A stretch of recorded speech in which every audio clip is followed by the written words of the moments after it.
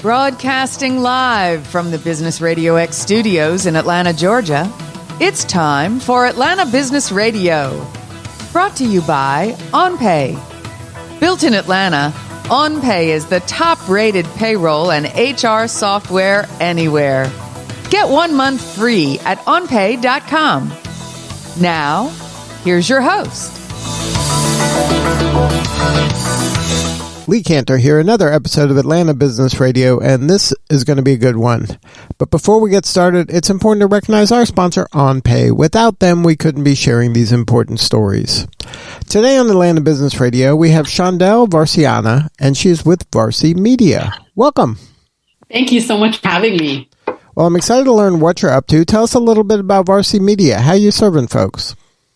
Yeah, we're a content writing company. We write blog posts, newsletters, and web pages for financial institutions.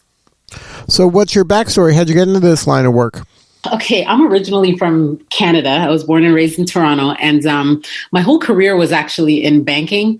And when I was 20, I had purchased my first property, and I purchased a second one at about 25, and I paid both mortgages off when I was 31. So my girlfriend suggested that I, start helping people do the same thing. And she suggested that I start blogging. So I thought, wait, that's not a bad idea. So I started a blog, and it became popular, and over time, magazines and radio stations started contacting me, wanting to hear my story. And that led to companies reaching out to me and wanting me to write for them.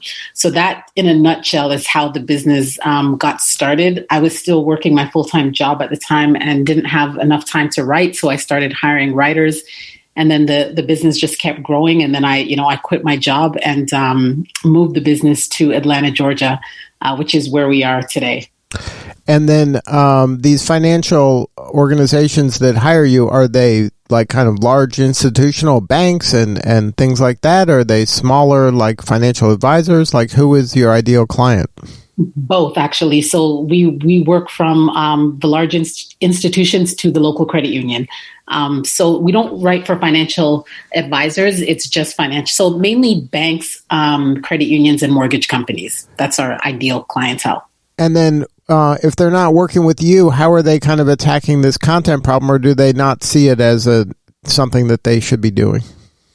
Well, normally with our clients, we don't do a lot of convincing in terms of content. So if they don't kind of understand the importance of content, we don't do a lot of convincing.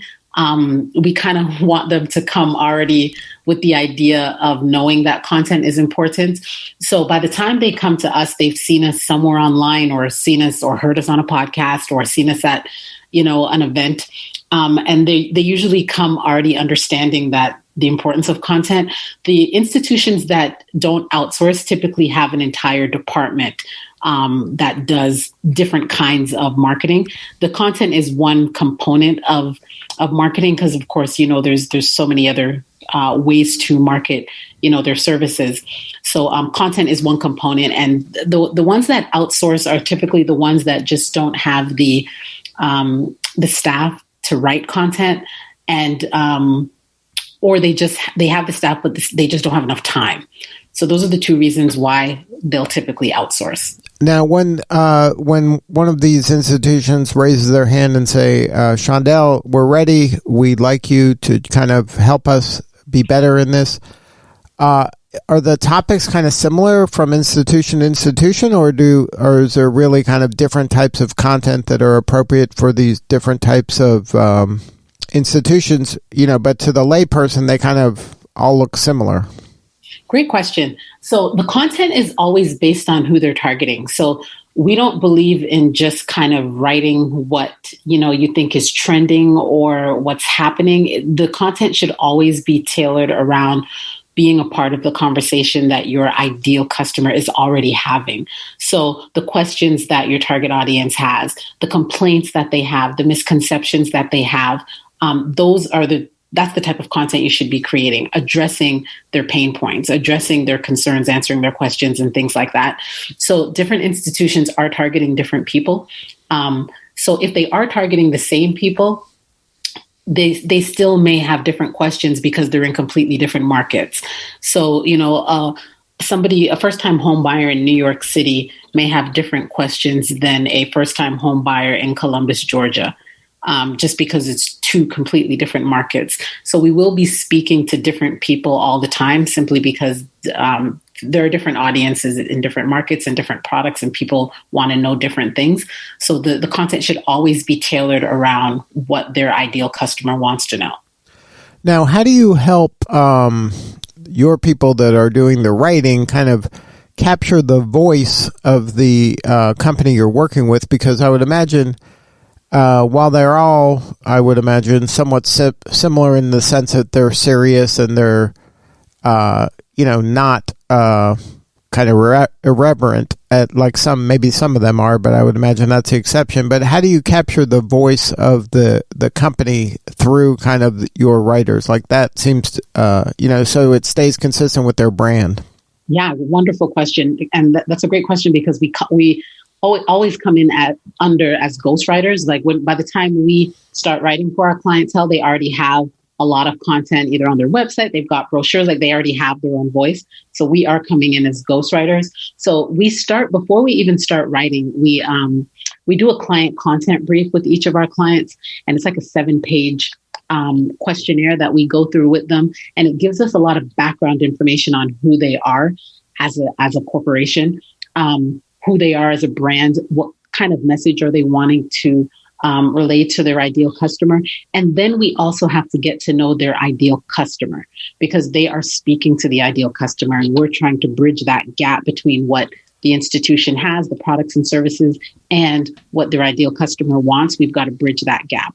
So we do a lot of behind the scenes work before we even start writing. And then we stalk their website, of course, because that is going to give us, and their marketing material and their brochures, a lot of the content that they already have.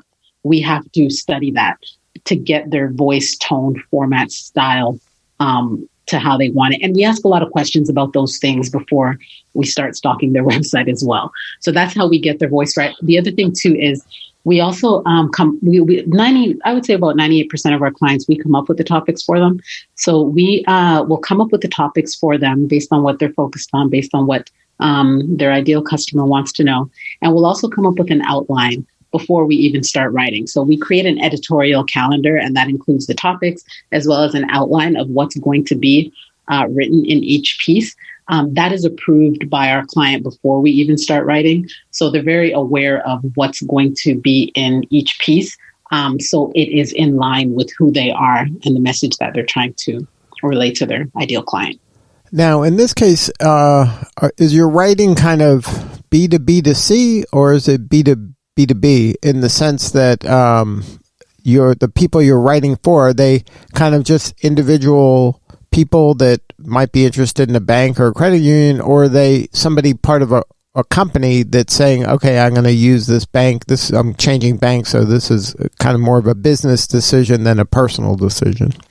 We write for B2B and B2C. So B2C is the majority of the content we write. So it's the bank, the mortgage company, or the credit union writing to their customer who's going to be buying a house, getting a car loan, getting a credit card, getting investments. So that would be B2C. So we're typically writing for them. And then we also write for mortgage companies that are targeting brokers. So that would be B2B. So they've got their own brokerage. And we do write a lot of content for brokers as well.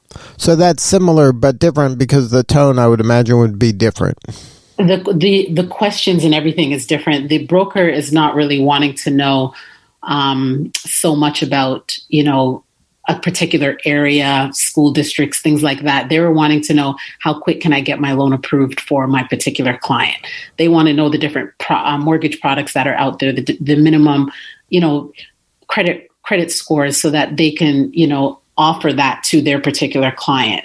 So the audiences are completely different. The questions are completely different. So the content would be completely different for those two audiences. Now, when you're, now let's talk about maybe some advice for the listener who is thinking about, kind of using this content marketing strategy, which obviously you believe heavily in, right? You don't believe the written word that's a fad, right? Like the world isn't going to turn exclusively to TikTok for information, right? You still believe in the written word.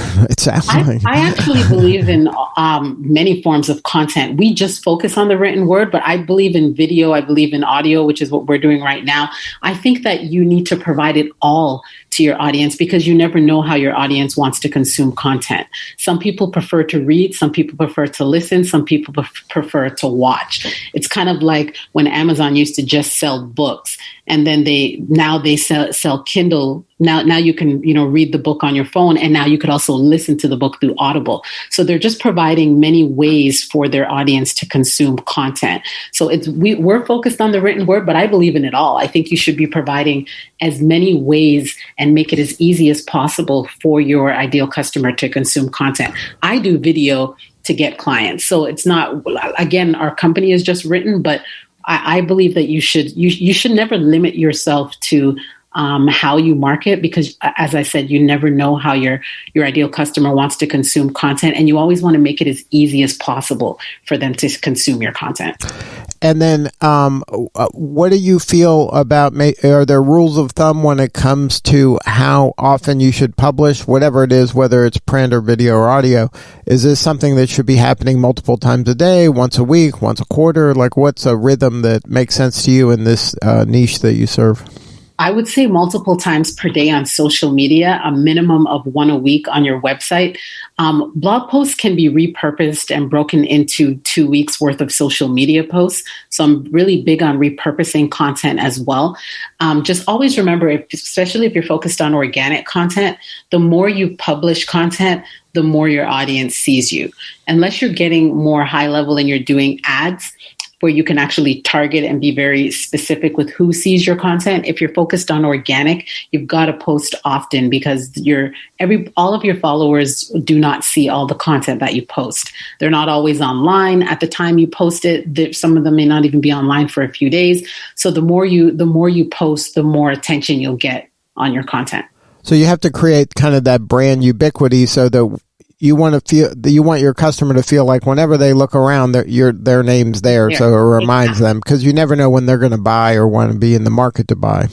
100% correct. You never know if they're ready. They could be ready in 6 months, but it's also brand awareness as well. And at the same time, while you're publishing multiple pieces, you're starting to create that know, like, and trust factor, which is what we all need in order for people to do business with us. So over time, as you're educating your clients, as you're producing video, as you're producing written content, as you're producing audio, they're getting to know who you are as a brand, and then they could determine whether they even like you.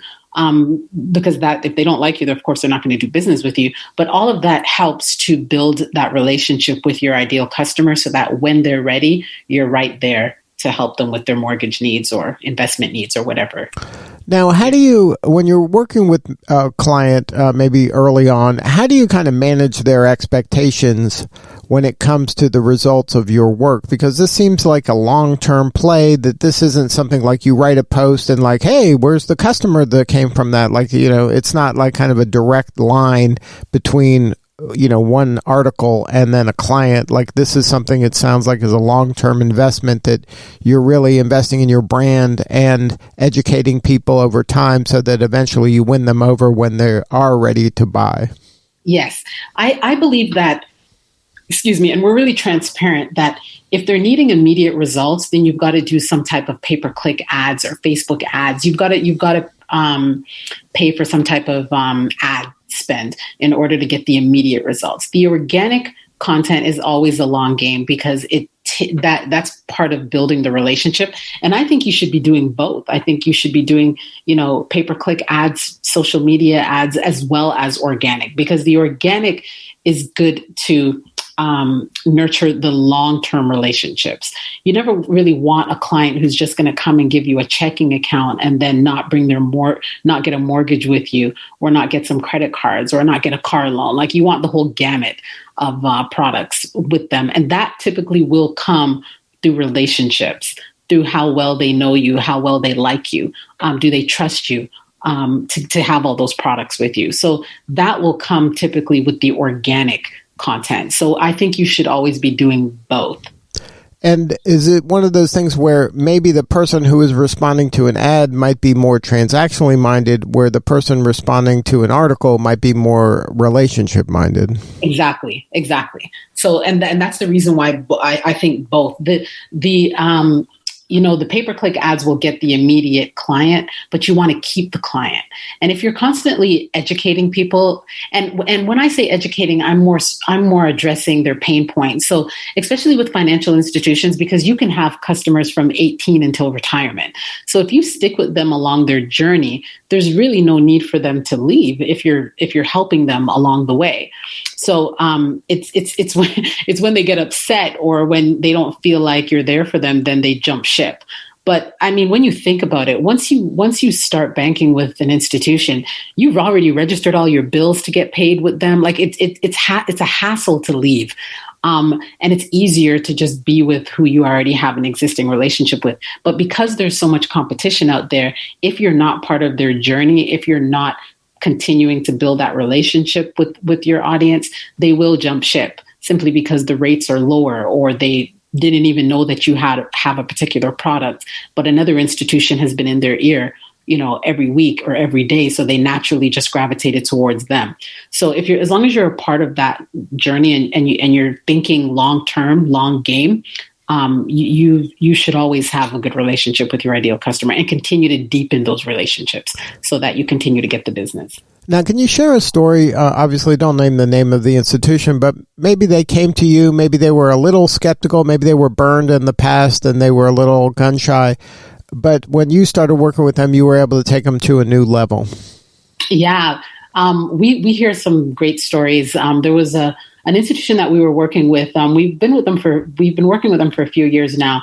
But when we started with them, they really wanted to capture the first-time home buyer in their local area. And I suggested that we start writing a series of first-time home buyer posts. So they would come back, once they subscribe every week, they would get a new post about the next step in the home buying process. And about 8 months later, the marketing director contacted me and she was telling me about a young lady who bought her first home. And she was, she came to them because of the blog post that we wrote, and she subscribed, and every week she would get it. And she was thinking about buying, but wasn't sure. And we went into everything. We went into,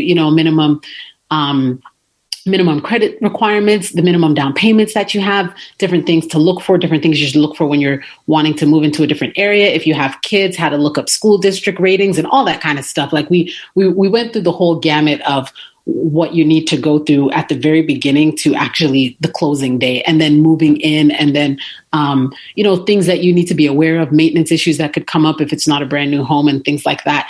And she had ended up getting a mortgage with this institution, moved in, and came back and shared with them that she was the first person in her entire family to ever buy a home. And she didn't think it was possible. And as she started reading some of the information that the Institute, some of the stuff that we wrote, she started to educate herself on what was required to buy a home. And she didn't even think she qualified. But when she started reading the posts on, the minimum down payments, how much you need in closing costs, things like that, she started to think, I'm in a position where I think I could apply. And she applied, got it. And now she's living in her, her dream home, and she's a single parent. So, that was one of those feel good stories where, and we don't always hear these stories. We don't always hear the feedback when it comes to, people buying their first home and things like that. But the feedback we normally hear is, because we're very big on results. So a lot of times when we write content, they're doing some type of search engine optimization as well. So we want to know things like, what keywords are they focused on? Are the clients converting? Are they clicking the call to action? Are they staying on the page? Are they clicking the internal links?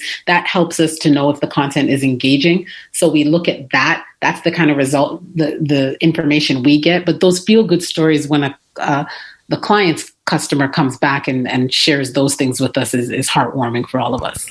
Right. The impact is real. I mean, that's Absolutely. the thing. It's indisputable, the impact, that's for sure. Oh, yeah. And I was raised by a single mom. So that particular story really, hit home with me because it's a huge purchase. But at the same time, when a little child sees a mother stretching out and buying a home, then that little child could now start to believe in themselves and say, well, if mommy did this, maybe I can do this. Maybe I could dream bigger. So that was, a beautiful story. Now, before we wrap, you've achieved so much, and you have an interesting Facebook group strategy. Do you mind sharing a little bit about how you market and go to market to find your, target audience and get business from them? Do you mind sharing that Facebook group story, the strategy? Yeah. So we don't use Facebook's groups to get our clients, but our clients use Facebook groups to gain clients for themselves. So I can share both what we do and what our clients do. Okay, sure. Yeah. But yeah, we actually get the majority of our clients come from LinkedIn. So remember I was saying, well, I don't know if I did say it, but you should always be where your target audience is. That's where you always have to be. That's where you should be focused. Our target audience is on LinkedIn. So we have a complete LinkedIn strategy for reach out. I post on LinkedIn every single day. I comment on my ideals customers post every single day on LinkedIn. So that's just part of building my brand. The team does that as well. We're very strategic when it comes to LinkedIn, simply because our ideal audience is there.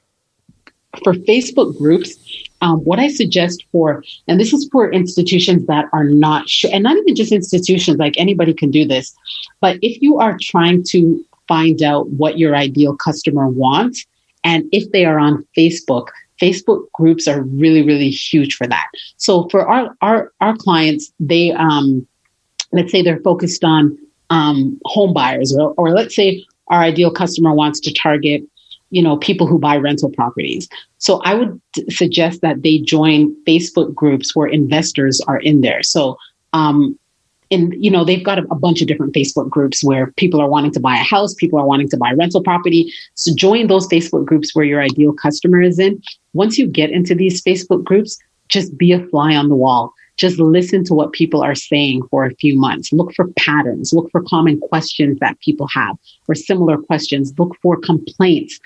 What are people complaining about? Look for misconceptions. What are people confused about? What do they think? What are they saying, but it's incorrect? And your content should be focused around those things that your ideal customer are complaining about, questions they have, and misconceptions. Now, if you could provide value, if you can answer some of the questions that people have in these groups, if you could address some of their complaints, do that. You can't sell yourself in a lot of these groups, but you don't need to if you're answering enough questions. Then on your Facebook page, whether it's your business Facebook page or your personal Facebook page, it should be decked out. And what I mean by that is it should have exactly what you do, contact information, easy way to get a hold of you. All of that should be on your Facebook page, exactly what you do. Because oftentimes when you're commenting in these groups and people see you a lot, they're going to click to your Facebook page and probably raise your hand and contact you and ask, can you help me with a mortgage? Or are you familiar with this particular product? This is my situation. Can you help? That's typically how it goes. And at the same time, you should be creating content addressing what they're talking about in these groups. So it's a holistic approach. Then you can take it a step further. And if you want to get into some search engine optimization, the same things that they're talking about in these groups, look for Google keywords that match them. And now you can start a search engine optimization strategy. You can also, if you want to start doing Facebook ads, you can also start doing Facebook ads around the complaints and the concerns that people have in these groups, and you can target the same people in these groups. So Facebook groups, in my opinion, are huge for research and for finding topics to write about, to do video about, that will address the pain points that your ideal audience has. Well, Shondell, congratulations on all the success. If somebody wants to learn more and maybe get on your calendar or, find out more about your organization, can you share the website? Yeah, and thank you so much. Our website is Varci Media, VARCI media.com.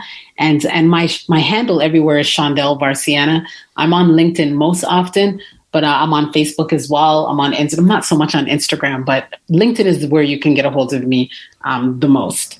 And then at your website, varcimedia.com, there's you have a blog, like you have a lot of education there as well.